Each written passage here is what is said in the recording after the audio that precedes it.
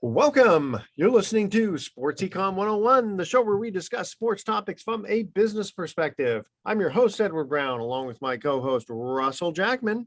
At each commercial break, we are going to ask a sports trivia question. And of course, we're going to talk baseball, even though the NBA hasn't finished yet.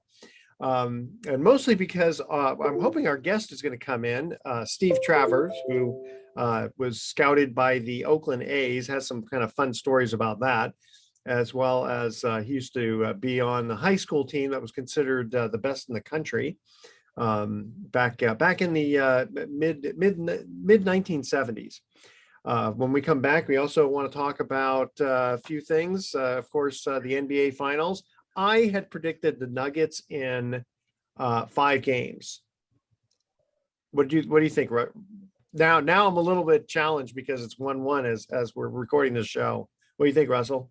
I did not count out Miami. I've been thinking that Miami, might even pull off an upset given how they've been, hanging around and no one's been able to fully stop them. And, that win against, we were off the air, but that final win against Boston, probably one of the most humiliating Game 7 losses by a Boston team at home.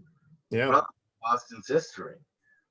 That I agree with that. In fact, Miami is even the underdog, even though they're going to be at home tonight. Or actually, is it tonight that they're playing? Yeah, tonight. So it'll be kind of interesting to see. All right, we got some other stuff to cover when we come back. You are listening to Sports Econ 101. Hey, by the way, this segment of Sports Econ 101 is sponsored by Pacific Private Money, still providing mortgage investments, earning over 7%. Check them out. Don't touch that dial. Their website is pacificprivatemoney.com. We'll be right back. Welcome back to Sports Econ 101. I'm Edward Brown, along with Russell Jackman. Steve Travers is still trying to access the Ring Central app here, so we're going to go ahead and continue until he joins us. Russell, take it away. What do you want to talk about? The Savannah Bananas. There you go. Our pals. Mm-hmm. Did you hear how much tickets are going for? No.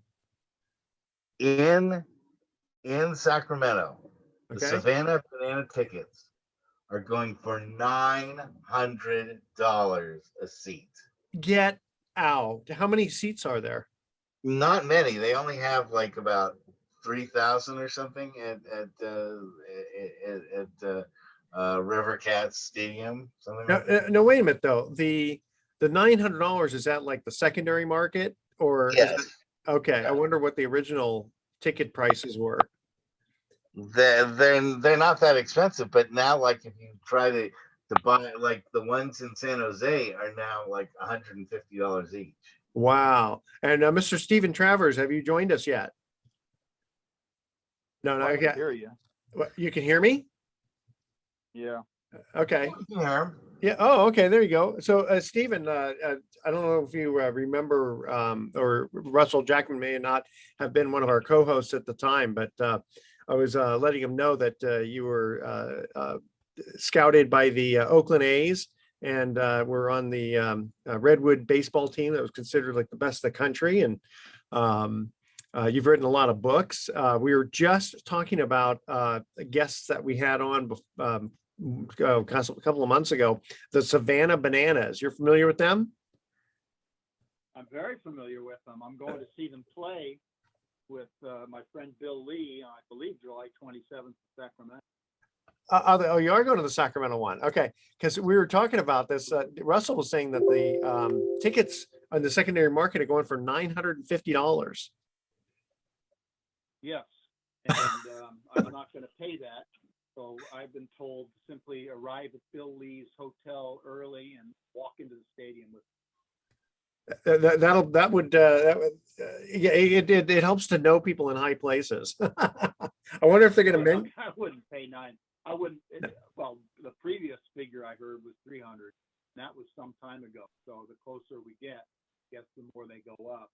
Wow. And just to remind people, the Savannah Bananas is a go ahead. Yeah, I'm just going to get a hold of Bill. He'll be in town for, I think he's in San Jose before that. Yeah. I wonder if they're going to like mention him or honor him at all.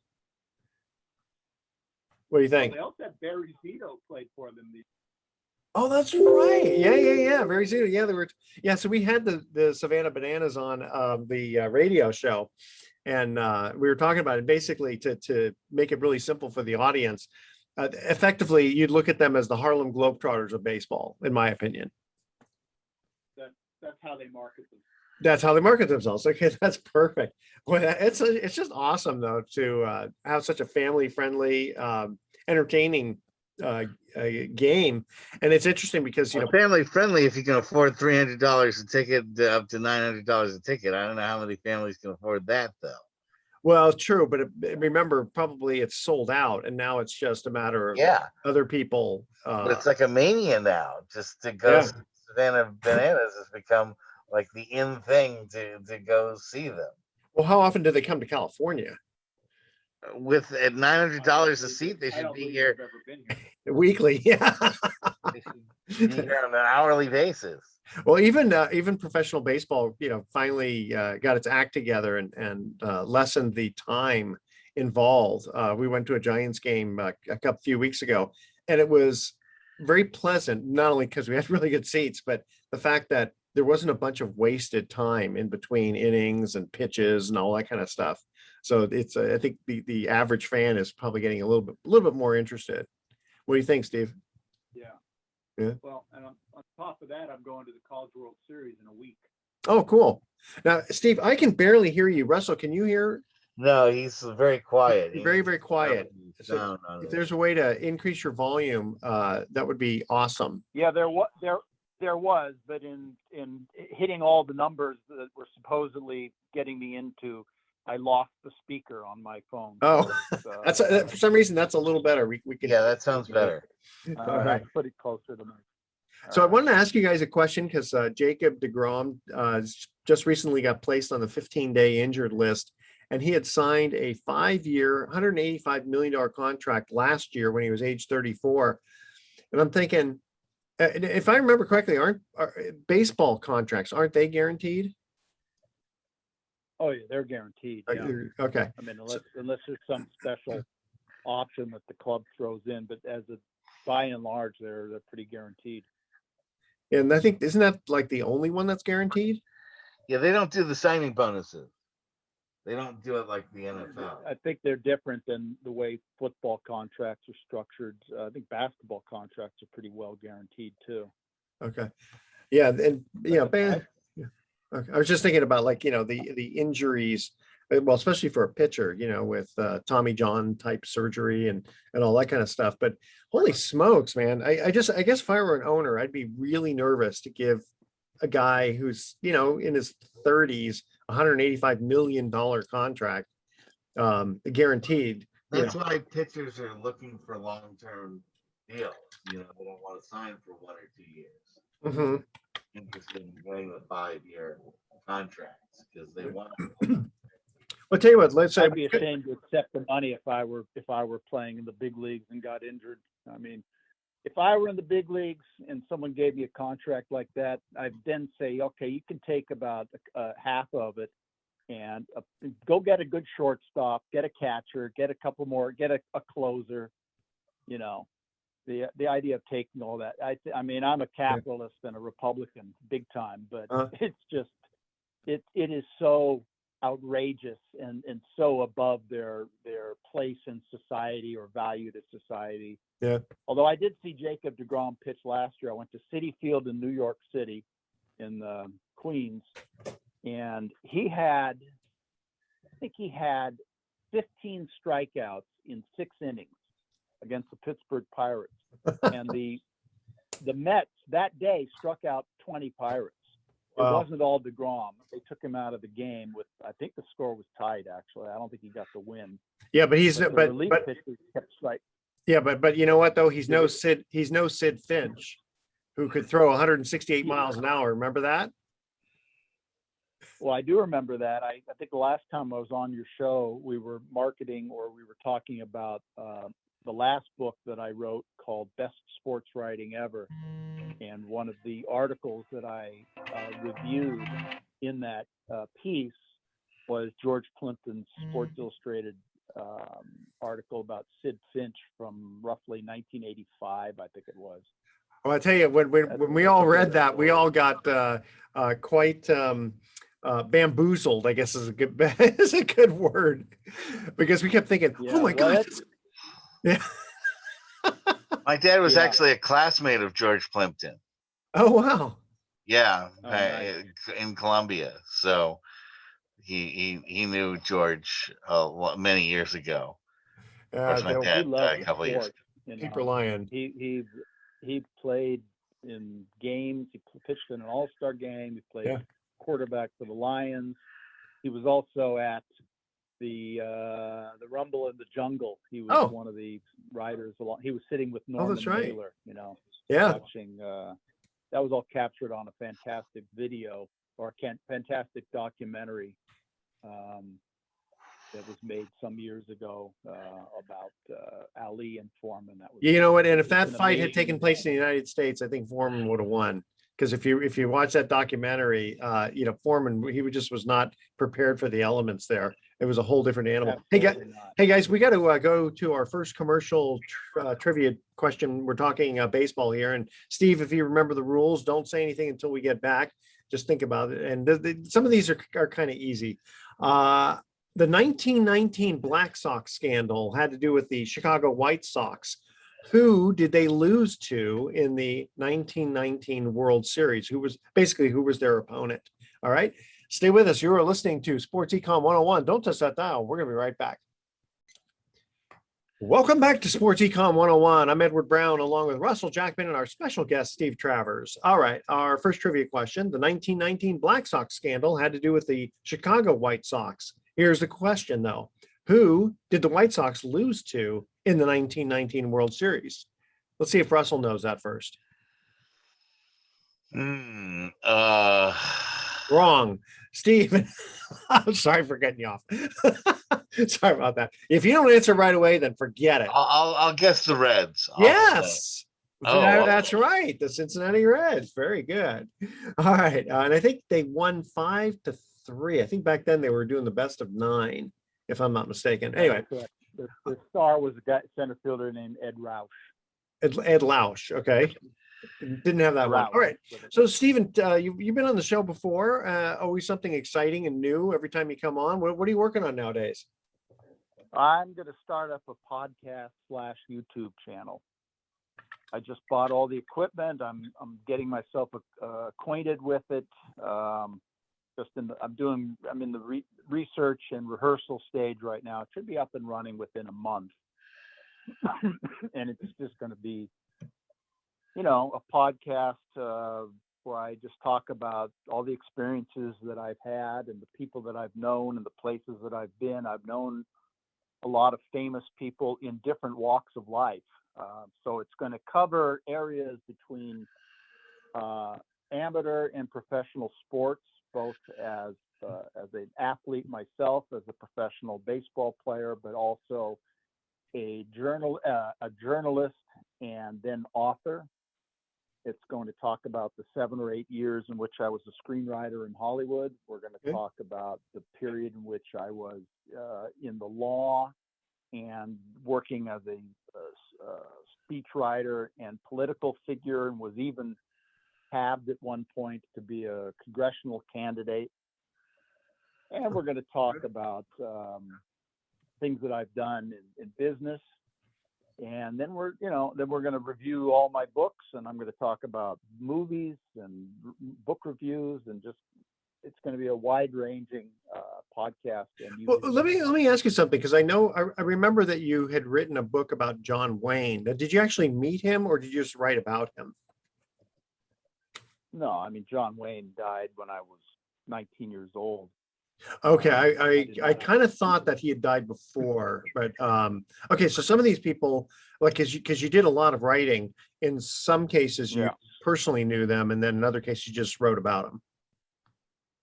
That's correct. Okay. Sure. There were people that obviously, if you write about someone who's dead, yeah, it's hard to meet them. Yeah, it's a little hard to meet them in person. And so, are you going to have a bunch of guests on the phone on the podcast? I'm going to have guests. I think I'm going to start out slow and talk about basically my experiences. I'm really going to talk about, I think my first program, I'm going to talk about how I broke into writing. I think people are interested. There's a lot of people who are interested in becoming a writer. I started off by writing screenplays, and I somehow managed to get my first screenplay bought by a pretty big time producer, and that got me into the game. And then that producer ended up paying me to write about 5 or maybe 6 screenplays in the 1990s, early 2000s, and that I didn't get paid much, but it allowed me to survive and establish a career. And then from there, I just started. I became a sports writer. First, I started writing for the LA Times, just doing high school sports. But then, I was able to land a really good job as a sports columnist for a magazine, and then the old San Francisco Examiner. And it just all kept building until I was really making a living and surviving and creating a career for myself, all of which I started at age 35. I did not start, as a 19-year-old intern. I did other things. Would we know your? Just failed at it. What was your first screenplay? Would we would we have known it? Well, it was never the only movie that I ever wrote that was ever made, if you want to call it that, was a movie called The Lost Battalion, which was a film starring Rick Schroeder in 2002 about a battalion that was caught behind enemy lines during the Argonne Offensive in World War I. And that's an entire episode about how basically I got screwed out of the deal. So the first screenplay I wrote was called Once He Was an Angel, which was the story of Bo Belinsky, the former baseball pitcher for the Los Angeles Angels before they played in Anaheim. I got to know Bo. And, it all started out when he started saying, well, Robert De Niro wants to make a movie about my life, and all these people want to make a movie about my life. And, the light went on in my head. It said, well, I'd written screenplays at the USC Film School. I took classes in the cinema program when I was going there.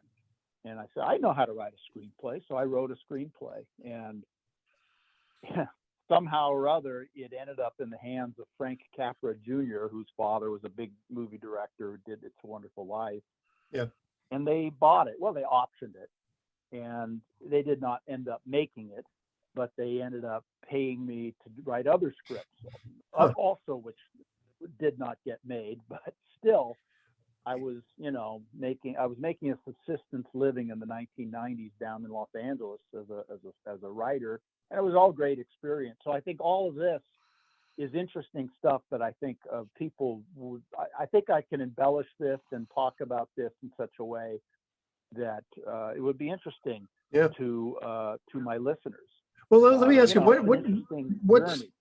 With for the audience who may not be familiar with the Los Angeles player Belinsky, why about him? What's so famous about him? Okay. I think, let me see. It would be like, I don't know, let's just take Logan Webb of the Giants. And it would be as if Logan Webb was dating Jennifer Aniston, and then he was dating Angelina Jolie, and then he was dating Lady Gaga, and then he was dating Taylor Swift, right? Okay, so it's not so much about him; it's about who he was associated with. Well, he was this character that you really don't see anymore. Out of a Damon Runyon type of story, he was his entry into baseball in the beginning was straight out of this street story. He did not play high school baseball. He was a street kid from Trenton, New Jersey, who played pool, but he played a little baseball in the sandlots. And he was discovered by a Pittsburgh Pirates scout who said, how would you like to sign with the Pirates for no money and be sent to what he called a witch's monastery in Georgia play minor league baseball at the lowest level. And the only reason he signed the contract was because he was fencing some stolen gear for the local mob in Trenton, New Jersey, and the cops were kind of closing in. So he thought it was a good idea to escape to Georgia. So he went down there, and it turned out that he had a pretty good fastball, and he learned how to throw a screwball. And slowly but surely, over the course of years, he advanced in the minor leagues, all the while having wild fun and stories with local girls, and all of which is recorded in a lot of books and magazine articles about him over the years. And eventually he ends up with the Angels through the expansion draft when they become an expansion club in Los Angeles in 61, 62. He comes to LA, and even then his story was crazy because he refused to report. And Bud Ferrillo of the Herald Examiner calls him and says, "Hey, Bud, how come you're not reporting to the Angels?" And I guess I can say this on air. He goes, but just don't making swear. a lot of money playing- Just don't swear, because we are FCC regulated. Go ahead. I'm not gonna. Well, you'll get the idea. He goes, "I'm making a lot of money and I'm doing a lot of stuff with broads." Let's just put it that way. And so But you know what? Carrillo cleans it up. And it's a big article. Who says something like that? And so by the time he arrives in Palm Springs for spring training, he looks like Rudolph Valentino as it is. I was gonna say must. He's a huge. There was more words written about this guy, not about his base, although he was a pretty good baseball player. He threw a no-hitter, and in 1964 he was 9-8 with a 2.87 ERA until he slugged a columnist for the Los Angeles Times, and then he got sent to Philadelphia. So he had his story is a very interesting. I bet. I could see Robert De Niro playing that. So, it reminds me, we had Fritz Peterson on as a guest. And if you guys remember, he's the one who he had swapped wives with one of his Yankee teammates. Right. And he ended up staying with his new wife. The other ones had gotten divorced. And so that's kind of one of those wild stories. Did he ever tell you what happened to the movie project? Because he was Ben Affleck was going to take that on. Oh, did he ever mention that? I can't remember now. It's been a few years since he's been on the air. But I'll tell you what, let's cut to our next commercial break here. Here's our trivia question on baseball. Wait till next year details Doris Kearns Goodwin's early years as a fan of which team? And in this case, the name Doris, it's a guy. It's kind of interesting. Okay. Never heard of a guy named Doris, but all right. It's not a guy. It's not a guy, but it's funny because it kept saying he. And so, okay. No, it's not. Okay. So it really is a woman. There you go. Okay. Wait till next year details, let's say the early years as a fan of which team. All right. Stay with us. Sports Econ 101. We'll be right back. Don't touch that dial. Welcome back to Sports Econ 101 one more time. I'm Edward Brown, your host, along with Russell Jackman and our special guest, Steve Travers. Second trivia question. Wait till next year details the early years as a fan of which team? The Cubs? No, but see, that's what I would have thought. But that's not the right answer. I'm sure Steve knows the answer. It's the Brooklyn Dodgers. The Brooklyn Dodgers, yeah. And the main reason is they always seem to lose to the Yankees, except which year? In the 1955, exactly. We knew Steve would know all these answers here. So Russell, you wanted to bring up the passing of a beloved Giants manager, the hum baby himself. He was actually on our show. Gosh, in the first year that we did the show back in 2013, I think it was. It was kind of fun having him there. But it's funny because you always look at these older guys as a young man at 83. Was he that young in 83? Yeah, in 2013. He died he was 93 when wow, years. It's funny. I just said time goes so fast, but it's funny. You always think of him as a manager, and then you realize, oh, that's right. He really was. He was a pitcher, and he actually won a couple of World Series, I guess, with the Cardinals and with the Dodgers, right? People have credited him with the split finger fastball. They said he right. was I, the original master of that. Really? Okay. I could never throw that pitch. I What tried. what was your I could never master it. what was your famed pitch? Well, I developed a screwball. Oh, that's cool. I had a pitching coach who told me in 1980 that 3 pitchers had won the Cy Young Award in the past decade throwing a screwball.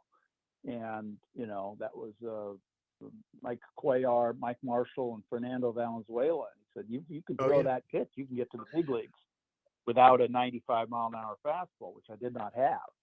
So I had to come up with something, and I did. And who knows where I would have gone if I hadn't hurt myself. Yeah. But it was a really good pitch. I can tell you right now, I led the Appalachian League in earned run average throwing that pitch for the first 7 weeks of 1981 until I hurt myself. So I know that I was, a prospect.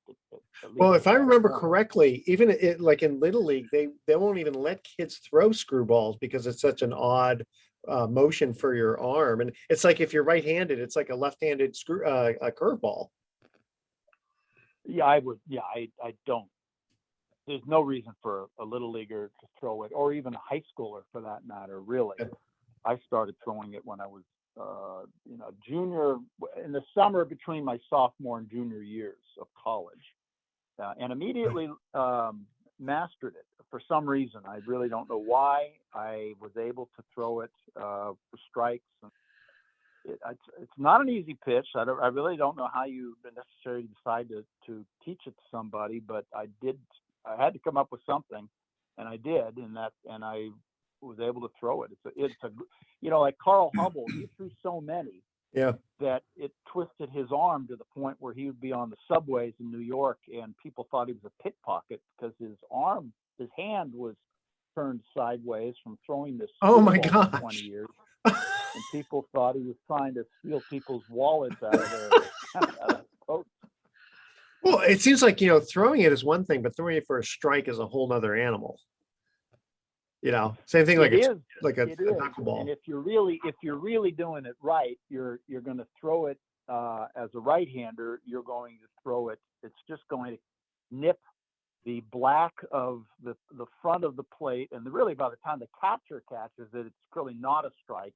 Yeah. But it comes up to the plate looking inviting, and the batter says, "Oh, this looks like something I can hit," and he takes a nice swing at it, and all of a sudden the ball is dipped, 6 inches, and I'm 6 feet 6 inches, almost 6 feet 7 inches tall, so I'm delivering it 6 inches higher than your average pitcher. That means it's dipping 6 inches more than it normally would, and I had a tremendous amount of movement to it. And so long as you have a catcher who knows what it's going to do, because if you cross him up, he's going to go, what's this? It's like a knuckleball. But how fast can you throw it? It's not a pitch you throw really hard. Yeah. Because I didn't throw really hard, but it made when I did throw my fastball, it made my fastball look harder because it's all about changing speeds. Yeah. In professiontional baseball. Well, that's why it's like. It's like when we a few years ago when Hunter Strickland was pitching for the Giants, and it was like I loved the way he pitched, but the thing is every ball was like exactly 99 miles an hour and right down the middle, and so eventually these hitters are going to figure it out. They're going to figure it out. Yeah. Unless you're maybe Nolan Ryan, who just throws so hard, but they're 90 miles an hour. A big league hitter is going to figure that out.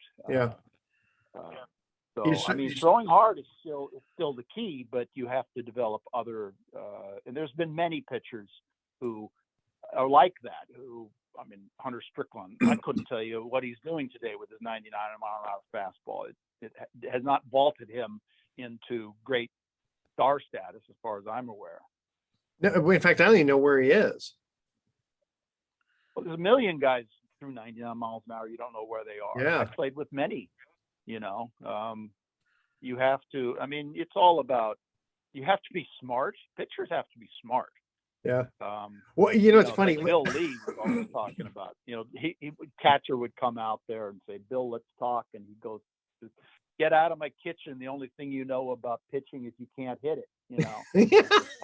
you have to be smart. You have to work hard. You have to adjust.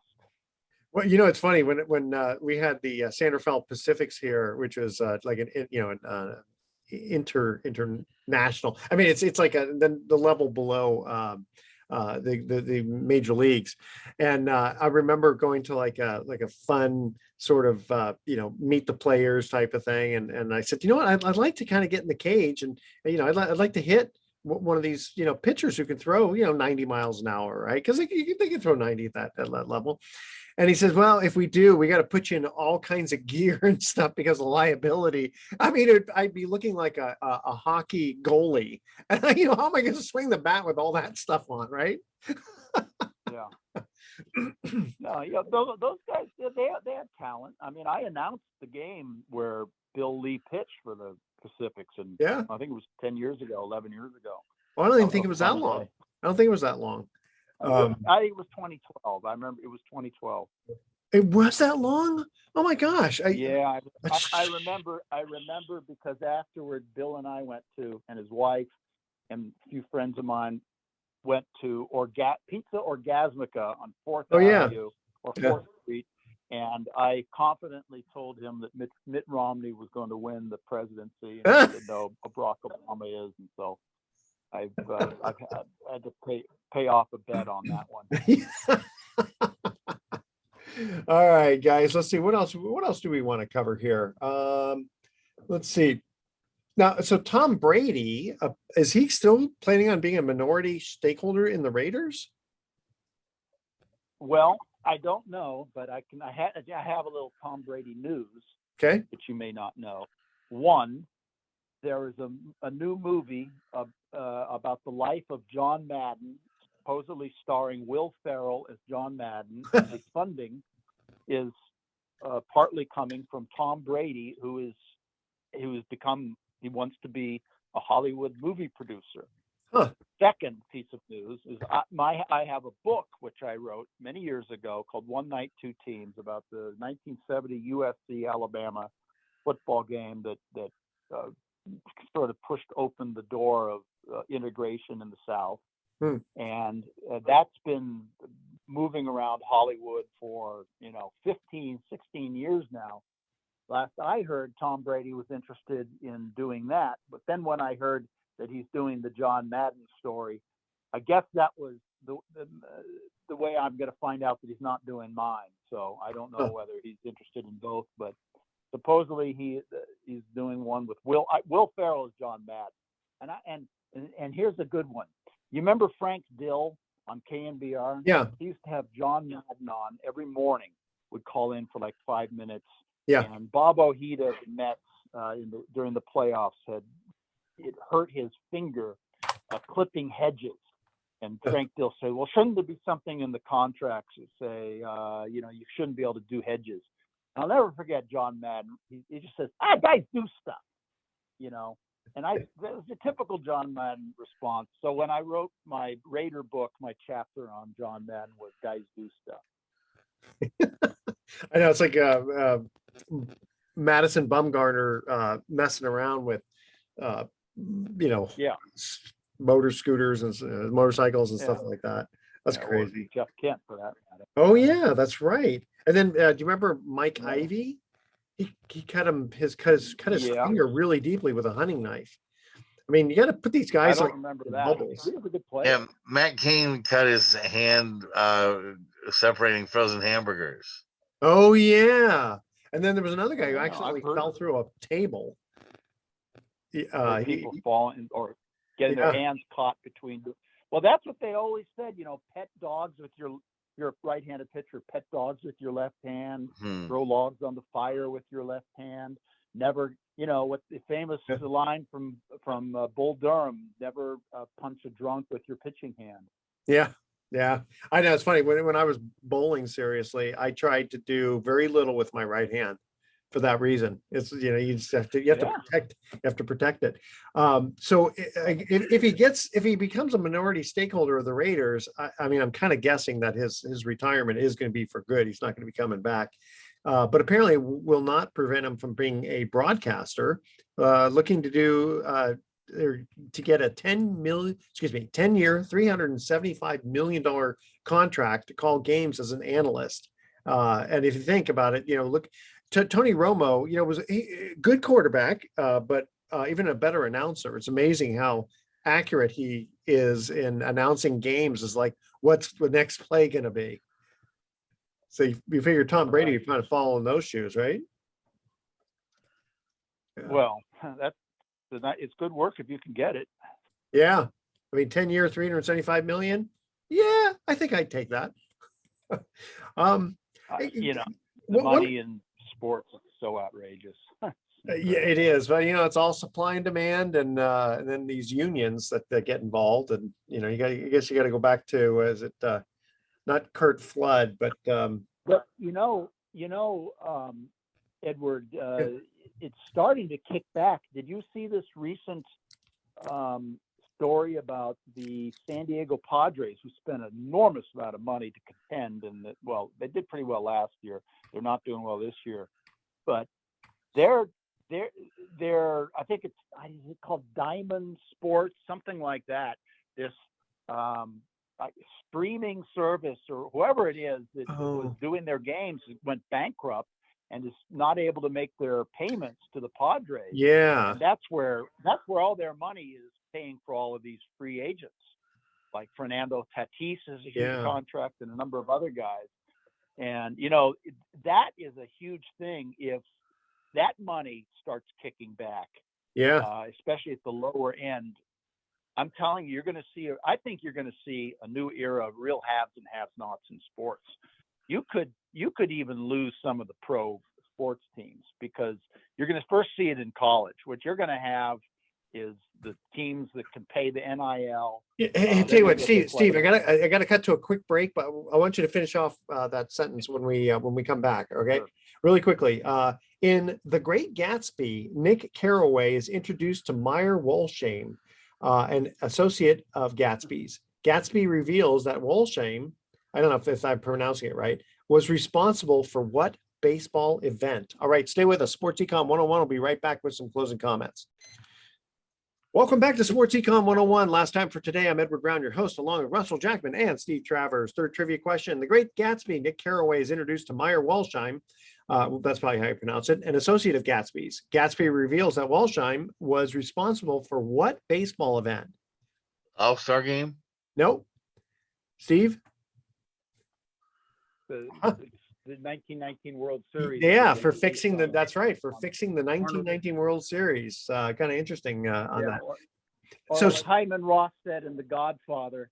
Yeah, I always loved baseball ever since Arnold Rothstein fixed the 19. Yeah, there you go. All right, Steve, we got one quick minute for you to finish off your college NIL story that you were. It's just prediction. Real simple. The teams that can afford to pay these guys NIL or have alumni who can do that, which schools like USC and Alabama can do, and schools like Cal maybe can't.